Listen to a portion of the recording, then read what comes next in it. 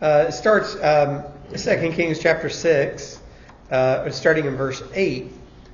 You've got the king of Syria says he's warring against Israel. He took counsel with his servants, saying, at such and such a place shall be my camp. But the man of God sent word to the king of Israel, beware that you do not pass this place, for the Syrians are going down there. And so he went a different way. Verse 11, the mind of the king of Syria was greatly troubled because of this thing. He called his servants and said to them, will you not show me who of us is for the king of Israel? He's like, there's a spy. Who is it? I need to know who my mole is that's telling the king of Israel what I'm saying. Verse 12, one of his servants said, none, my lord, O king, but Elisha the prophet, who is in Israel, tells the king of Israel the words that you speak in your bedroom. He says, there's no spy here. Elisha knows the things that you don't even say out loud, right? He can read your mind because he's the servant of God. He's the prophet. And so he just tells the king whatever you're planning. So verse 13, he said, go and see where he is, that I might send and seize him. It was told him, behold, he is in Dothan. Right? So the king of Syria is going to arrest Elisha, right? That's the plan. If he can't get to the king of Israel because Elisha is telling the king of Israel everything that the king of Syria plans, then if he can just seize Elisha, then he can do whatever he wants to Israel. What's the problem with that plan? Elisha's going to see it coming. Well, right. Why wouldn't he see this? Right? But it makes sense to the king of Syria. So that's what he does. Verse 14. So he sent their horses and chariots and a great army, and they came by night and surrounded the city. Okay, so this should be the first clue that something outside of the king's control is going on, because Elisha certainly could have chosen to be captured or not captured. So he sent the horses and chariots, came by night, they surrounded the city.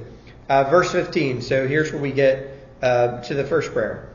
The servant of the man of God rose early in the morning, went out. Behold, an army with horses and chariots was all around the city. And the servant said, alas, my master, what shall we do? So he gets up in the morning, he goes out, and he sees that the city is just completely surrounded by this army, this army of Syria. And he says, what are we going to do? Right? We're caught. We're trapped. Verse 16, Elisha said, do not be afraid, for those who are with us are more than those who are with them. So Elisha says, don't worry about it. We are protected. We're covered. Our army is greater than their army. You can imagine the man, the servant looking around in the city of Dothan and being like, I don't see that, right? I can see how many of them there are, and I can see how many of us there are, and that math doesn't math, right? I'm not seeing what you see, Elisha. So, verse 17, then Elisha prayed and said, O Lord, please open his eyes that he may see. Okay, so he prays for what? Yeah, for his eyes to be opened. He's praying that he would see, right? So, verse 17, so the Lord opened the eyes of the young man, and he saw, and behold, the mountain was full of horses and chariots of fire all around Elisha. So when he can see, what does he see? Horses and chariots of fire. In other words, what? The math is mathing, yeah. God's army, right? So you got this city of Dothan, whoever's in it. You got the army of Syria around them. And then he's looking out and he's seeing the army of God around that. Right?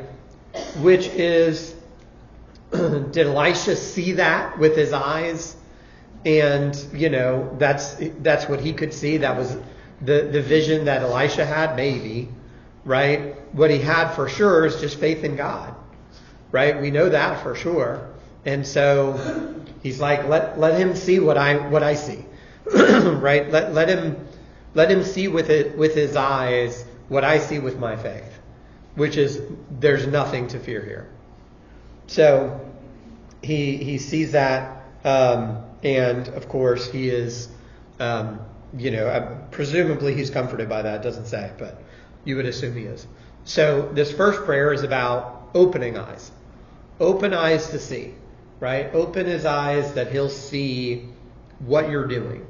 Open his eyes that he'll see your protection, your care, all those things. Okay? So now we get to verse 18.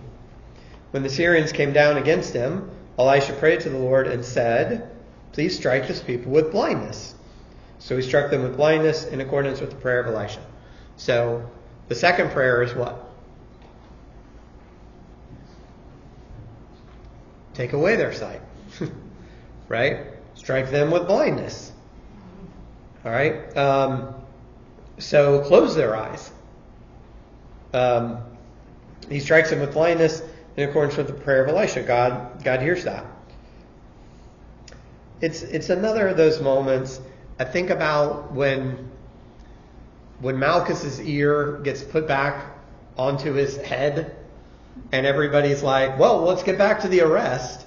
And I feel like there's enough skeptic in me that I'm like, you guys go ahead. I think I'm going to sit this one out, right? Or the people in Sodom and Gomorrah that are exhausting themselves trying to get to the door, and like you think that at least somebody is like, it's not worth it, guys. Like there's something else going on here. So this whole army is blind, whatever that means, right?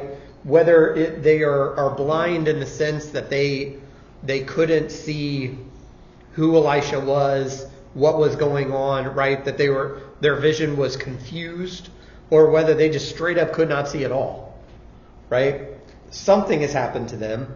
Blindness is what it's called. And so Elisha then walks down and he's like, "Oh, you're in the wrong place. I heard you guys are looking for Elisha. This isn't the way, and this isn't the city. I'll take you there. I got you covered. Follow me, and I'll bring you to the man whom you seek." And he led them to Samaria. So that however big this army is now just blind, right? Again, whatever is meant by that. And now they're just following Elisha, the man they're here to capture, as he leads them into Samaria. Samaria being what? What's the significance of Samaria? What's that? For sure, enemies. It's the capital of Israel, right? So it's the last place that they would want to be. They're there to capture Elisha and go back. They've, really sent an overwhelming force for that kind of a mission. And then they're going to do whatever they want to Israel. But instead, they are themselves captured. Verse 20, as soon as they entered Samaria, Elisha said, "O Lord, open the eyes of these men that they may see." So another prayer, which is about what? Now seeing again, right? So the Lord opened their eyes, and they saw, and behold, they were in the midst of Samaria. Right? What else would you imagine would be in the midst of Samaria? The king of Israel, the army of Israel, right? So they're just led helplessly into the middle of the city, right? And the picture, right, as we get to verse 21, as soon as the king of Israel saw them, he said to Elisha, "My father, shall I strike them down? Shall I strike them down?" Here they are.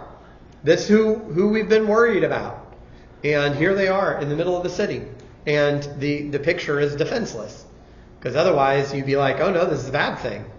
But they're defenseless here in the middle of the city. And he says, let's kill them. And then Elisha says, verse 22, he answered, "You shall not strike them down. Would you strike down those whom you have taken captive with your sword and with your bow?" You've captured them. Right? Would you capture someone, you held them at sword point and they laid down their arms and then you brought them back? Would you just kill them then? You wouldn't, right? That's not the right thing to do, and that's not what you would do. right? You've taken them captive. God has taken them captive for you. So instead, set bread and water before them, that they may eat and drink and go to their master. So he prepared for them a great feast. When they had eaten and drunk, he sent them away, and they went to their master. Now here, somebody finally gets the message, and the Syrians did not come again on raids into the land of Israel. So after this, the king of Syria is like, it's not worth it. It's not worth having my army blinded and led by the hand by the guy that I sent them to capture. I'm going to raid somewhere else. Right? I thought this was easy pickings. It's definitely not. Okay, so we've got a prayer for sight, right? That the servant would see the army of God. We've got a prayer for blindness to render the army, the enemy, helpless. And then prayer for sight again to when they find themselves in Samaria. So, my question there is, what do these prayers tell us about God's will? Do they tell us anything about God's will? I have answers. So I think they do. What do they tell us about God's will? What do they make you think about? Yeah, go ahead, Colleen. Yeah, absolutely. All things are possible. What about this idea of sight and blindness? What does that make you think about when it comes to God's will? Believers and non-believers. Yeah, believers and non-believers for sure. The believer received in this story. The believer received sight, the servant, right? Versus the non-believers were blinded, but then also received sight later. Ernie? Reminded of the time when Jesus was walking the earth and speaking in parables, Yeah. largely, where you had the disciples followed and were given to understand, but the leaders especially would hear the same exact message and didn't get it. Right. And so Jesus spoke in parables on purpose to judicially harden people who were already set against him, so that the will of God was eventually accomplished. Yeah. What's the thing he says all the time at the beginning and the end of his parables? Who has ears to hear? He who has ears to hear, let him hear. If you want to hear it, you will. Right? It's here to be heard. But if you're not interested in hearing it, you're not going to hear it. Right? It's not going to make sense to you. It's not going to resonate with you. If you're looking for it, I think the same way when we're talking about God's will. If I'm looking for God's will, what's going to happen? I'll find it, right? I mean, again, go back to what Jesus said. We talked about this a little bit last week. You know, we're knocking, we're seeking, right? We're trying to find it. Then we're going to get it, because God wants us to know His will, the will that He's revealing to us. And so, right? Isn't that what God wants? Isn't that what God wants? Is for us to seek His will, find His will, and serve Him. So if that's what we're doing, then we should expect that we would find His will. That if we're asking Him to reveal it to us, because that's what we want to follow, then we wouldn't be surprised when that very same thing happens, right? What about the blindness? I think Missy kind of touched on it, that we're talking about non-believers. What about the blindness? What do you think that tells us? Those who don't see, they remain blind by Yeah. their own will. Right.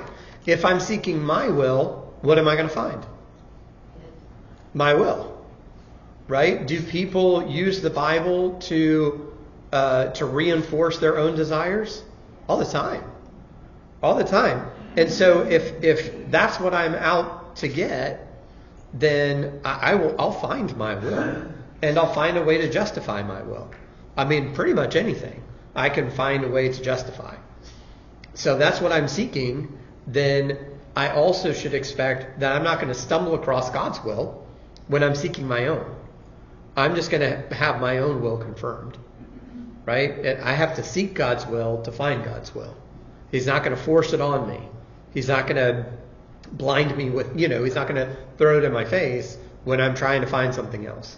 So, like Ernie was talking about, if I'm not interested in the teachings of Jesus, then I'm going to hear things that are upsetting. I'm going to hear things that I'm like, well, that's not right.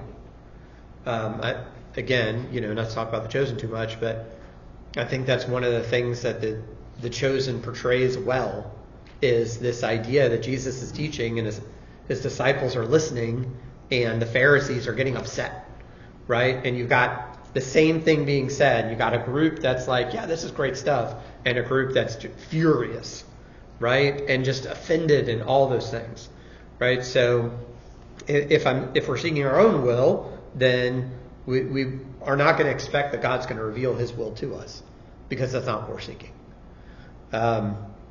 Or worse than that, so turn to 2 Thessalonians chapter 2.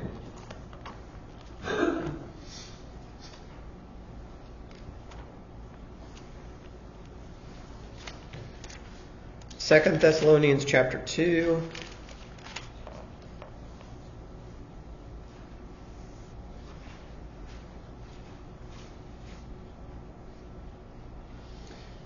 Second Thessalonians chapter 2, starting in verse 9. All right, it says, the coming of the lawless one is by the activity of Satan with all power and false signs and wonders.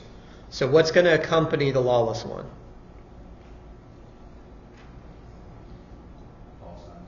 Yeah. Power, false signs, and wonders. Which means what?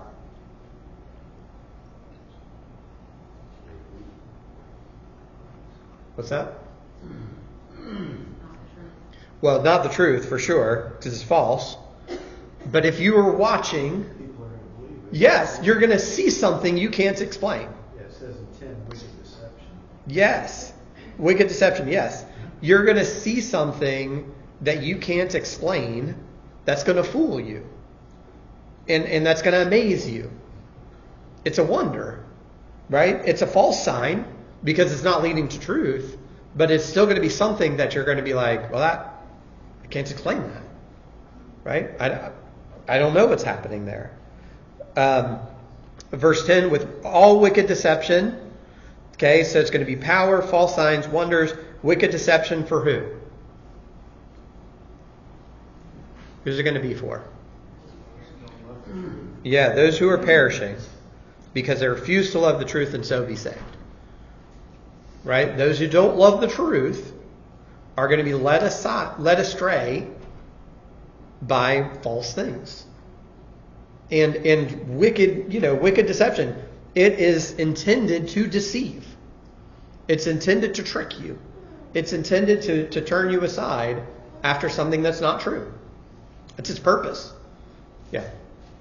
I'm also reminded there's an irony here in Romans chapter 3, verses 7 through 12. There are specific sets of people who look at this and say, the passage says, as it is written, there is none righteous, no, not one, there is none that understands, there is none that seeks after God, they are all gone out of the way, all become unprofitable, there is none that does good, no, not one.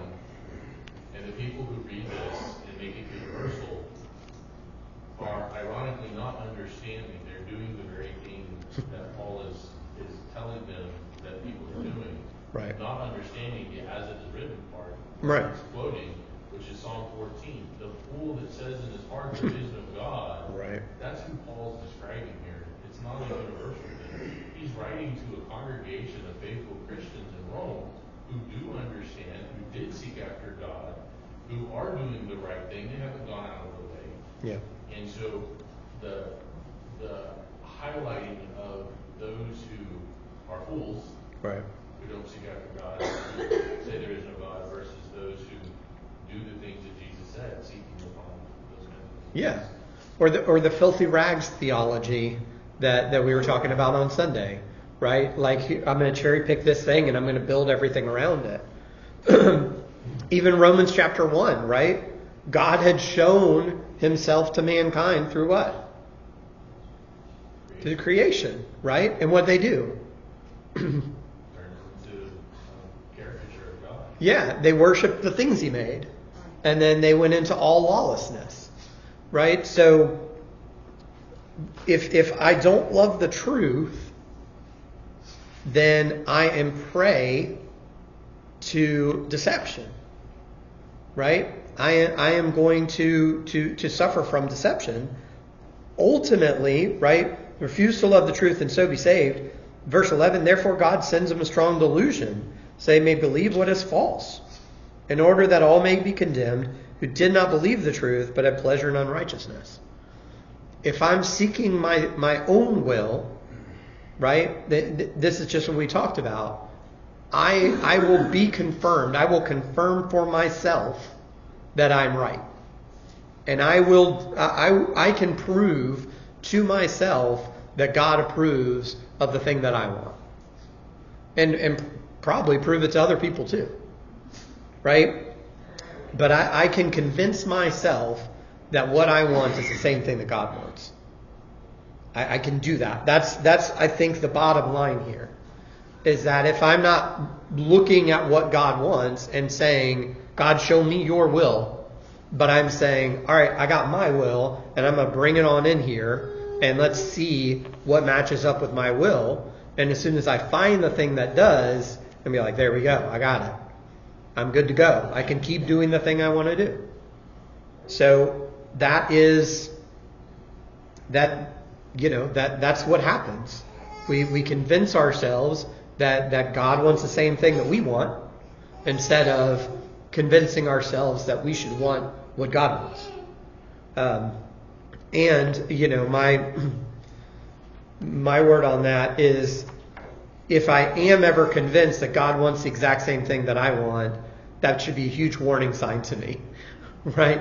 If I'm ever coming across and like, yeah, God wants the exact same thing I want, like, let's take a minute before we go down that path, right? Because I'm probably taking something out of context, because I'm supposed to bend to his will, not him to me, right? But we can see what we want to see.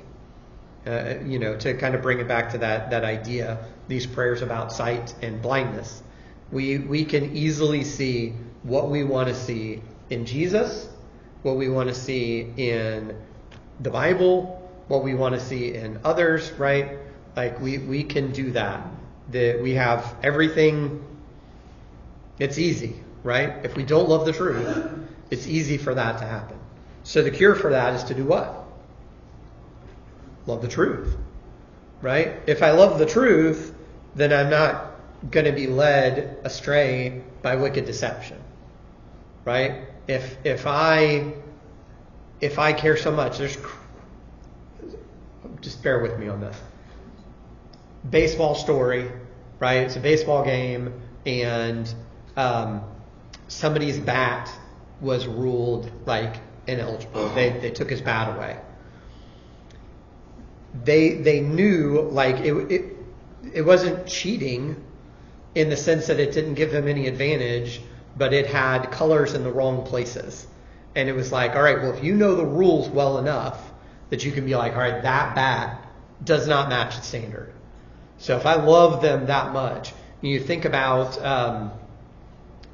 baseball, so we'll stick with baseball. If you're a pitcher and you're throwing baseballs, and if somebody throws you out a bad baseball that's too light or too heavy, you're going to know it right away, because you're going to be like, this doesn't feel right. Something's up with this ball. I'm not using it, right?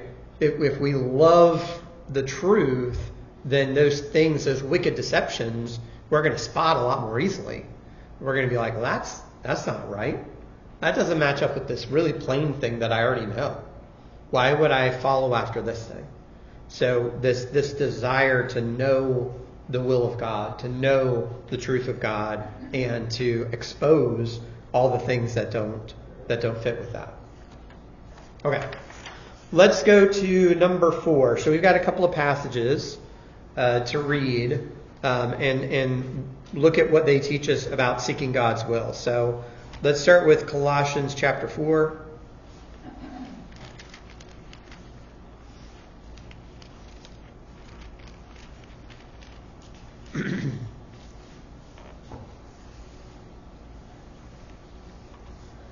All right, Colossians 4, verses 2 and 3. We can read 2 through 4.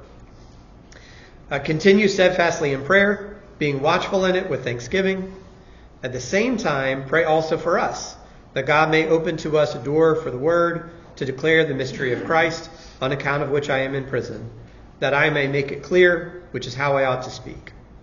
Okay, so what's that that reference to prayer teaching us about seeking God's will? What specifically are we seeking there?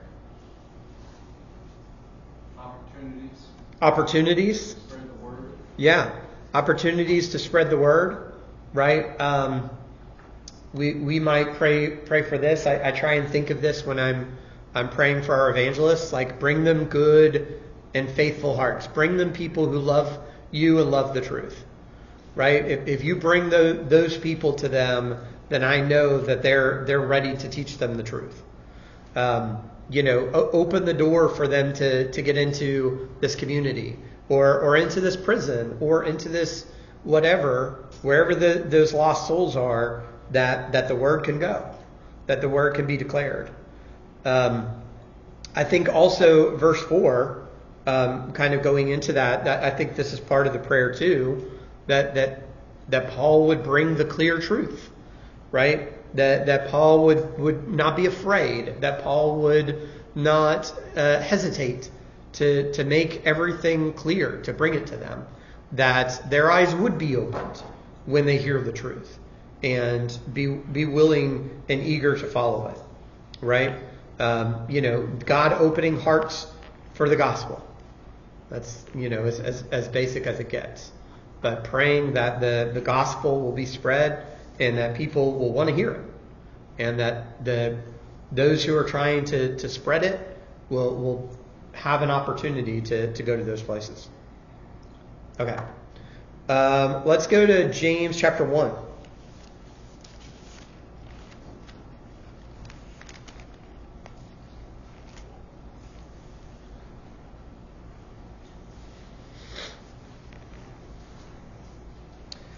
James 1, starting in verse 5. If any of you lacks wisdom, let him ask God, who gives generously to all without reproach, and it will be given him. But let him ask in faith, with no doubting, for the one who doubts is like a wave of the sea that is driven and tossed by the wind. For that person must not suppose that he will receive anything from the Lord. He is a double-minded man, unstable in all his ways. All right, so what does James say to do if you are looking for wisdom? Ask God. And what will happen? You'll get it. Why will you get wisdom if you're praying for wisdom? You're seeking. Does God want us to be wise? Yeah. Is it God's will for us to be wise? Right? What did Jesus tell his disciples? Right? To be wise as serpents, harmless as doves. God desires us to be wise. So if we're asking for wisdom, God's going to give us wisdom. Right? Provided we what? Yeah, we believe. We ask in faith, without doubt. Right? So if we're asking for wisdom as, hey, I'm trying to find wisdom any way I can, and so I'll just shoot a prayer up to God too, and maybe that'll work, right? But I'll just try everything, and whatever's in the bag, I'll give it a shot, right? Don't expect to receive anything from that. But if I'm saying, God, I want to be wise with your wisdom, and that's what I believe, and that's what I'm really searching for, then again, the eyes will be opened.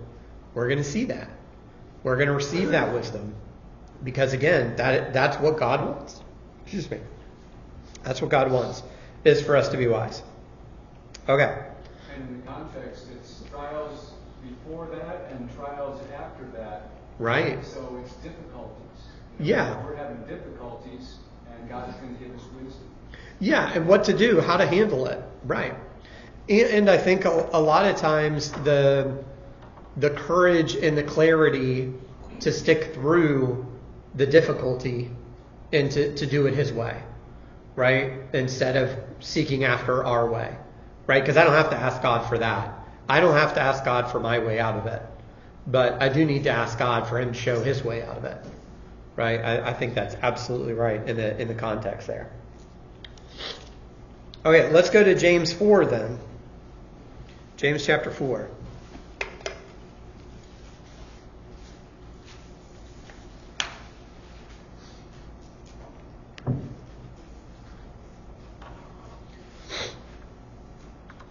All right, James 4, starting in verse 13.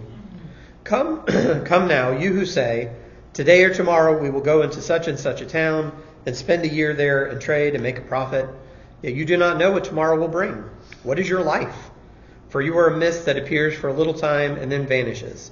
Instead, you ought to say, if the Lord wills, we will live and do this or that. As it is, you boast in your arrogance. All such boasting is evil. So whoever knows the right thing to do and fails to do it, for him it is sin.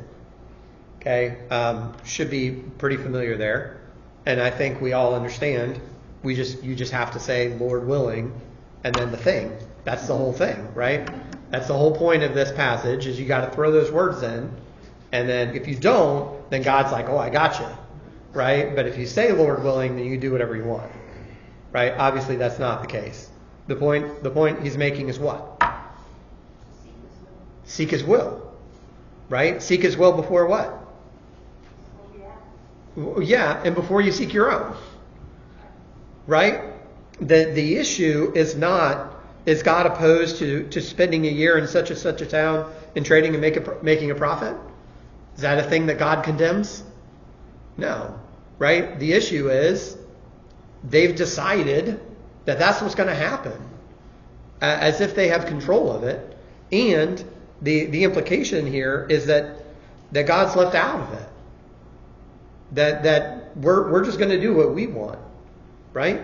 And then I guess after that year, if we want to, do something for God, we could definitely do that if we're interested, right? But first we're going to buy and sell and make a profit. Instead of saying, well, we're going to seek what God wants first. And if God's will is, hey, do this job, be in this place, do this thing, then that'll be great, right? But I'm more interested in serving God and doing God's will than doing my will, right? Because that's why he ends verse 17. You know the right thing to do and you fail to do it. That's sinful, right? You know you should be serving God, but instead you're just going to push that aside to do what you want. So again, whatever it is, whatever we're thinking about, we consider God's will first. Okay, should I take this job? Right? The first thing I should think about taking this job is what? Is it God's will? Right? And there might be some ways that I could quickly determine if that's God's will. Is the job sinful? Right? Hitman? Okay, it pays really well. Right? It pays really well to be an assassin. Okay, but then I'd be murdering people. Well, I know that it is not God's will for me to murder people, however well it pays, however I might justify it. Right? Would it prevent me from serving God, worshiping God, doing what God wants me to do? If yes, it will, then it's not God's will for me to take it. It doesn't matter how good it is. Right? Once I've run through that, then it might be, other considerations, right? Is there a work I can be involved in there? Right? Or a work that maybe I should be involved in there. There's so many different ways that we can look and try and determine if something is God's will or not. But that should be the first thing that we go through. And then after that, it's like, oh, okay, also it pays more. All right, cool. Right? Like there's all these good reasons to do it. And also it pays more. Or maybe it pays less. Right? But I can do more for God over here. Well, maybe that's what I need to do. So really trying to look at that and not make a decision, not make a plan without having considered God's will. We talk about this with the young people all the time, right? Where it's like the thing I say is, do not give your heart to a person without knowing for sure that they love God and love the truth. Like, just don't even get to that point. Because once you're in love, it's going to be really hard for you to say, hey, this person doesn't love God and love the truth. It's going to be a bad person for me to marry, but I love them. So don't get there, right? Consider God first and be like, hey, we can be friends. We can have a relationship of sorts, but I can't give my heart to you and you can't give your heart to me because I don't know that yet. I'm not convinced. And until that point, there's no safety in proceeding with this, right? Consider God's will before we make a plan, right? Yeah. And just because a plan shows up doesn't mean it's God's will. Right. Yeah. I mean, going back to what we were reading in 2 Thessalonians, right? We're looking for something. We're looking for something to happen, and it shows up, and it seems like this is the answer, but it could be deceitful, right? It could be something that's leading me away from God. Hey, I lost my job. I've been looking for a job, and here this one came, right? God wants me to take this job. It's all day Sunday, right? It's I got to do these things, but God's answering my prayer. I've been asking for a job. Like, okay, well, that's deception. I'm not loving truth here. I'm serving my own will, and not seeking His will. Where the will of God might be, I'm going to not work for right now because there isn't a job that is godly at the moment, and I might need help from my brethren, right? Because hey, I looked, I'm trying. This is what this is what's out there, and I can't take that. And just trusting God through that. I think too, if it's that obvious, then it's even easier. But I think it's hard to hear counsel when you think God's will has been answered in your life. Yeah. So I think the harder things are there's not obvious sin in this. It doesn't mean it's wise to do. Right. You should do it. But once somebody's convinced it's God's will in that sense, they can't hear you. Yeah. They cannot hear you. Yeah. Because you can then point out the things that, wow, maybe it's still not a good situation. Maybe you should reconsider. Maybe you should think about it some more. Is they literally say, Jerry, I've heard this many times, no, we prayed about it and we just know this is God's will. Right. And it may be, but it's you can't be so certain on something that's not clear. Yeah, if it's sinful, you know it's not God's will. Right. Yeah. But there's just so many things we do that the Bible describes as foolish that aren't specifically stated whether it's violating God's will or not. Yeah. Like there was no rule that said don't move to Sodom and Gomorrah. Right. But it was foolish. Man. Yeah. It costs a lot of everything. Right. And so it's hard. So you almost got to think about seeking counsel before you're sure this is God's will or not. Right. In your own mind. Because psychologically, once you come to that conclusion, it is so hard to listen to anything that would be maybe say, have you considered this and thought about this? Yeah, absolutely. All right, excellent. Well, we're going to, again, make sure you get one of those prayer guides because we're going to use that for the review starting next week. I still don't know quite what that's going to look like, but I know I'm going to use that thing. So get the page for sure. Thanks, everybody.